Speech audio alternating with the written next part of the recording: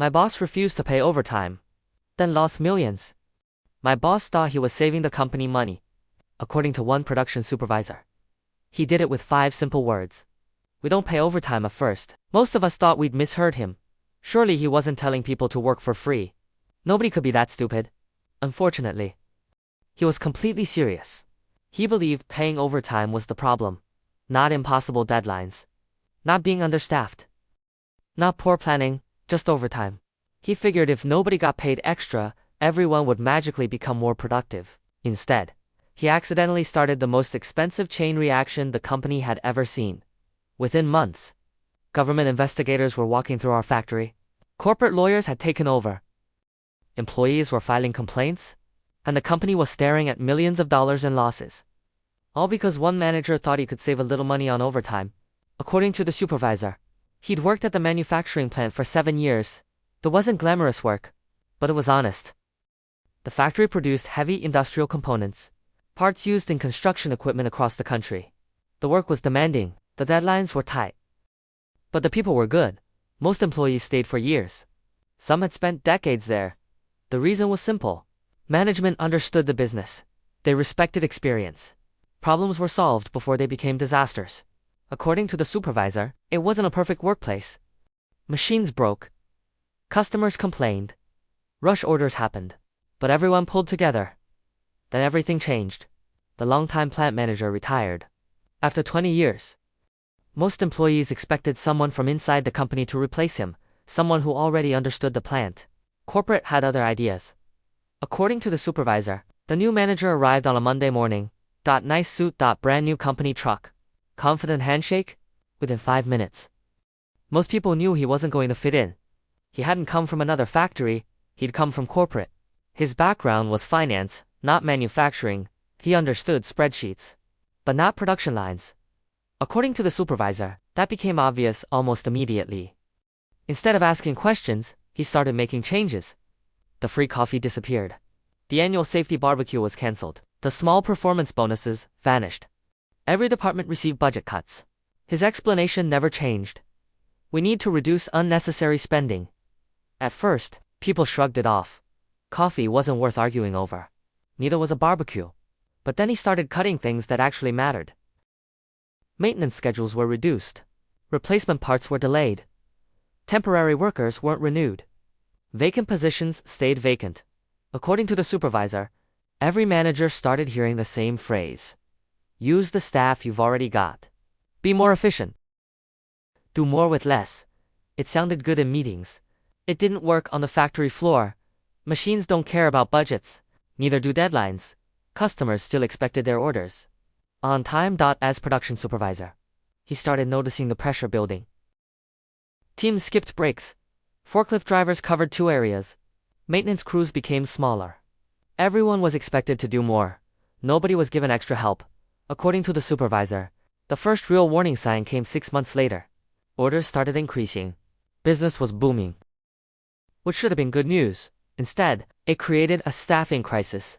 The factory was already operating near capacity. There wasn't much room to absorb extra work. Normally, they'd ask for volunteers. People liked overtime. Time and a half pay added up quickly. Most workers were happy to help. Everyone benefited. Customers got their orders. Employees earned more money. The company kept its reputation.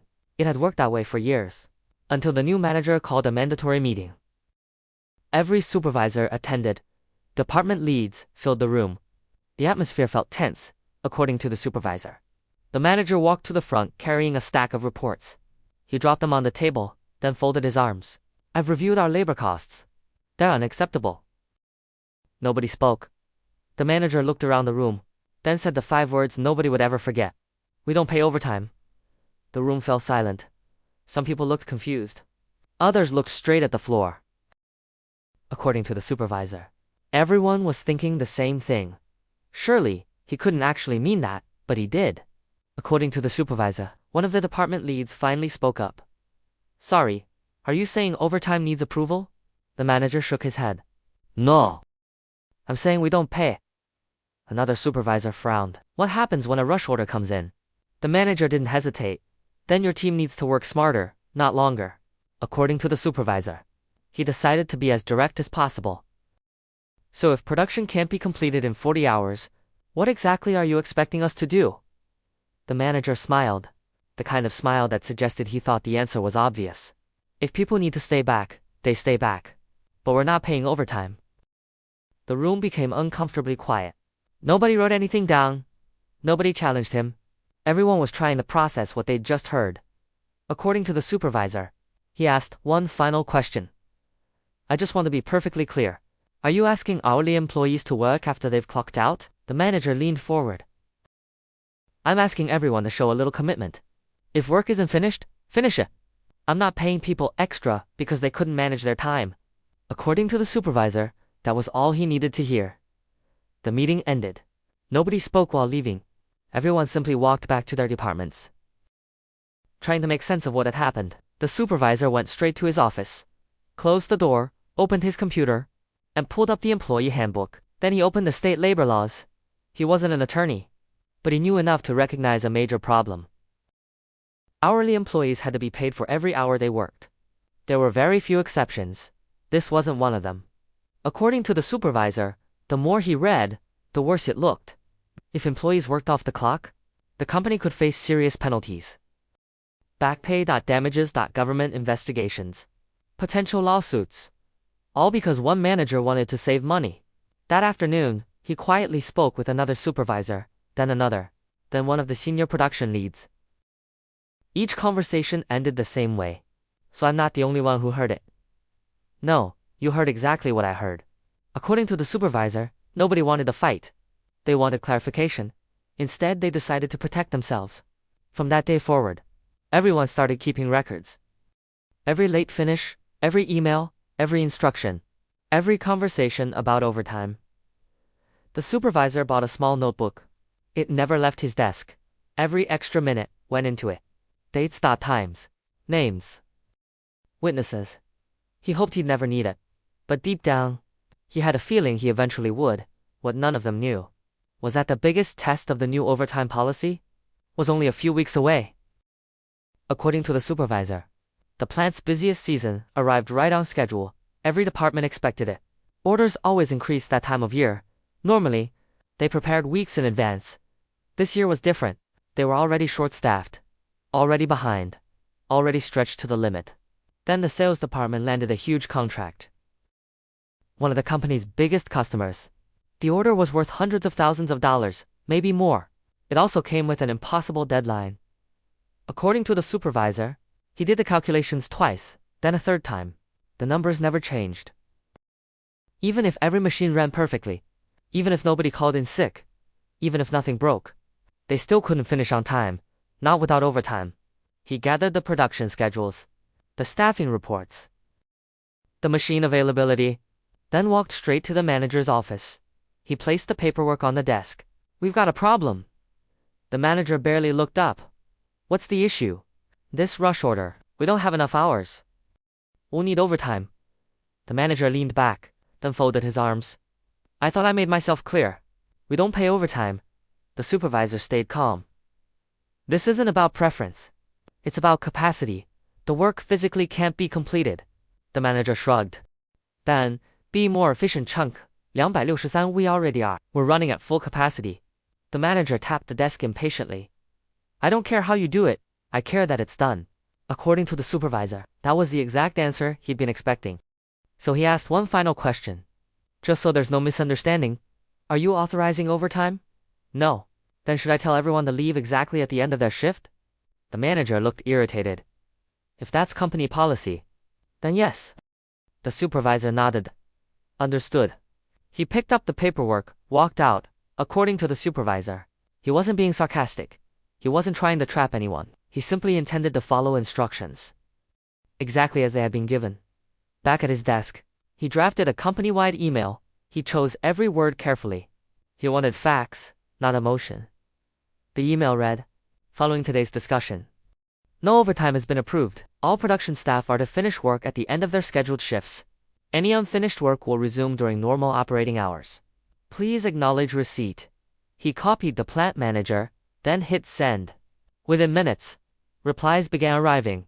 Every supervisor acknowledged the instruction. Every department lead did the same. Nobody wanted confusion later. According to the supervisor, he had barely finished reading the replies when his office phone rang. It was the plant manager, and he sounded absolutely furious. "What the hell was that email?" The supervisor answered calmly.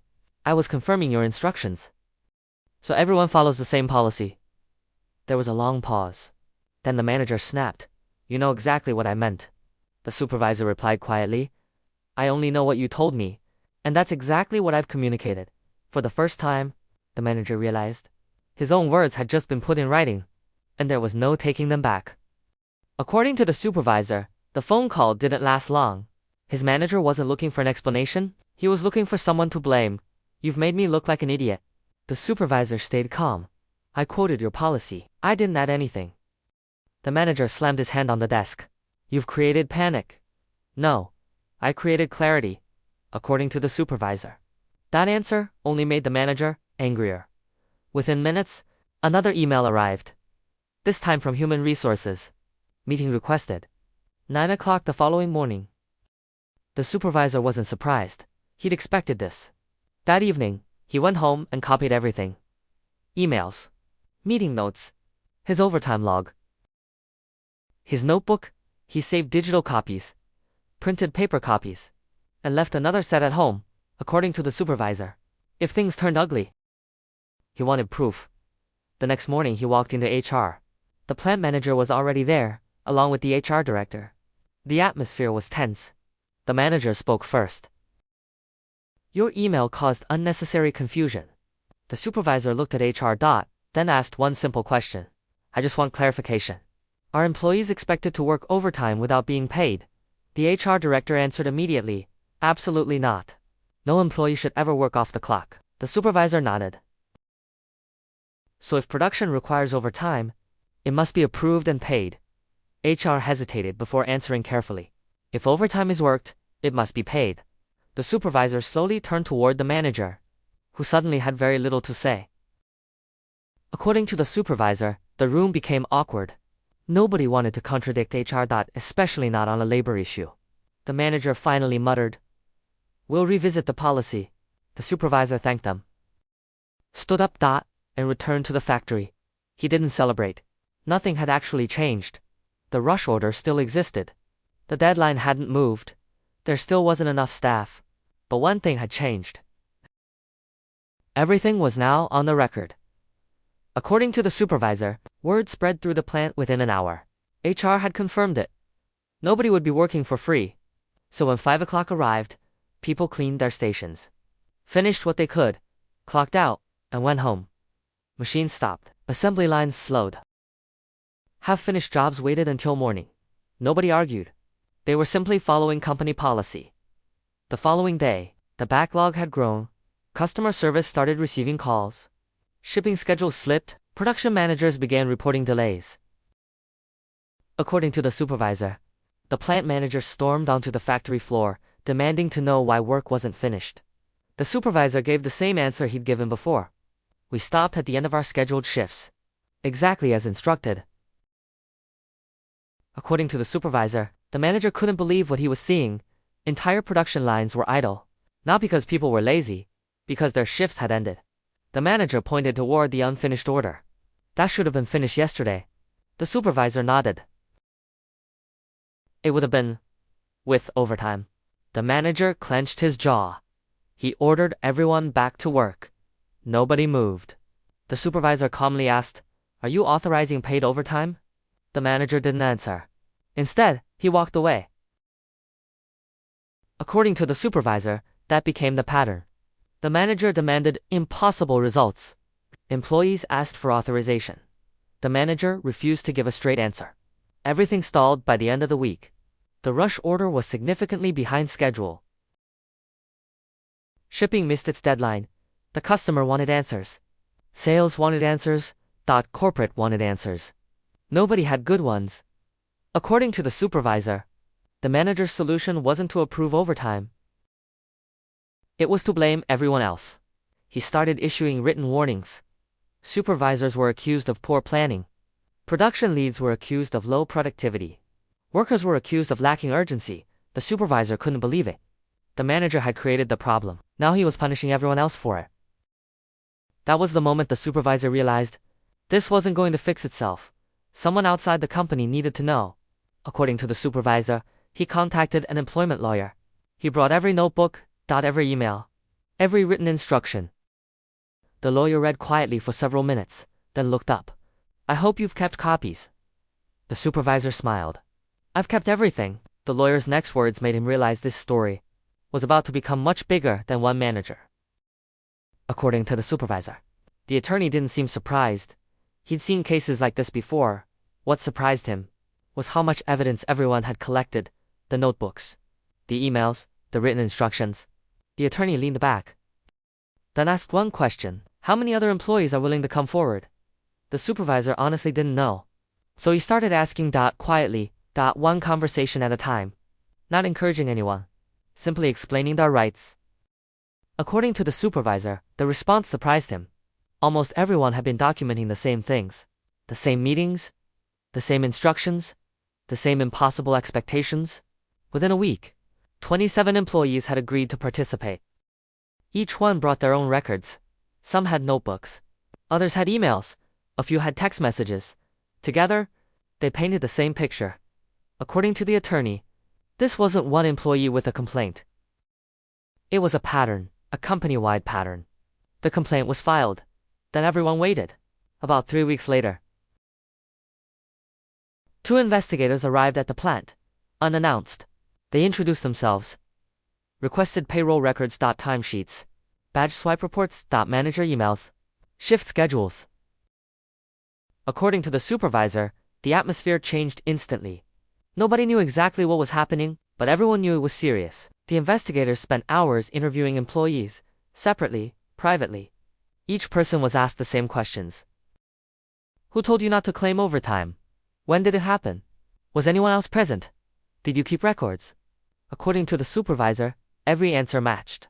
Different people, different departments, the same story. By the end of the second day, the investigators left carrying several boxes of documents. According to the supervisor, the investigation didn't end when the labor inspectors left, it was only beginning. Within days, corporate sent its own legal team.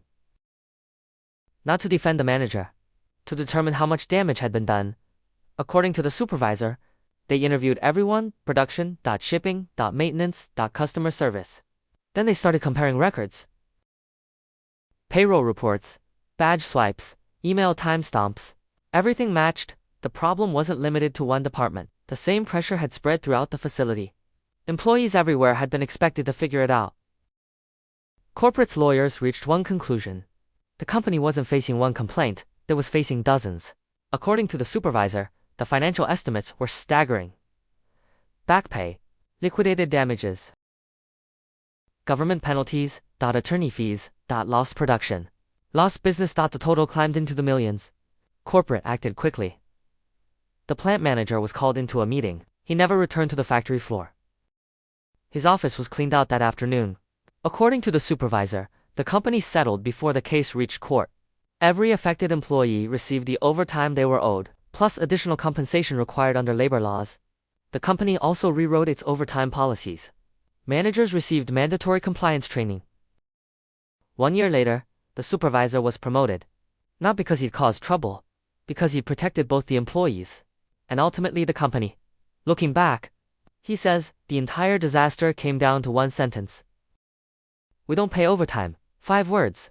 Spoken by someone trying to save a few dollars. Those 5 words triggered investigations. Destroyed careers. Cost the company millions. And according to the supervisor, it became the most expensive sentence his former boss ever spoke. Sometimes the biggest disasters don't start with the machine breaking, they start with one bad decision. In this case, it was 5 words: we don't pay overtime. What the manager failed to understand was that people weren't asking for special treatment. They were asking to be paid for the work they were already doing. The moment he decided to ignore that, he didn't just lose the trust of his employees, he put the entire company at risk. Millions of dollars were lost, careers were ruined, and it all could have been avoided by simply following the law and treating people with respect. But what do you think? Did the employees do the right thing by following the manager's orders exactly, or should they have handled it differently? Let me know in the comments below. And if you enjoy workplace revenge, malicious compliance, entitled bosses, and unbelievable Reddit stories, make sure to subscribe so you don't miss the next one. Thanks for watching, and I'll see you in the next story.